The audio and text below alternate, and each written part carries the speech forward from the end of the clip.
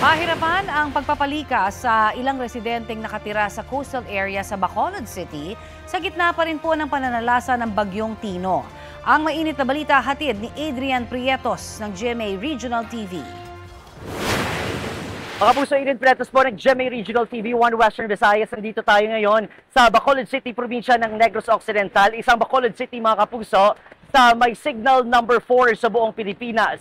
Signal number 4 din ang karamihan sa mga LGU lugar sa Northern Negros Occidental. At signal number 3 naman ang karamihan sa Southern Negros Occidental, mga kapuso. Dito sa Barangay 2 ay pahirapan ang isinagawang preemptive at emergency evacuation ng ating Barangay Council dahil nga itong mga residente sa ating coastal areas ay hindi pumapayag at hindi gustong tumungo o pumunta sa kanilang evacuation center dito, mga kapuso. Kaya naman ang isinagawa ng punong barangay at maging ng Barangay 2 Council ay sapilitan na itong pagkukuha o pag-evacuate sa mga coastal areas residents dito sa Barangay 2.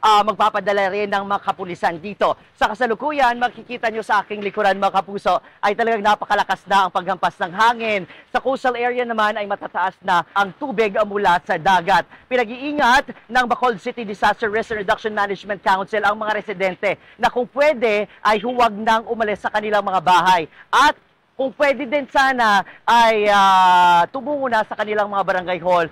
Adrian Prietos ng GMA Regional TV, nagbabalita para sa GMA Integrated News.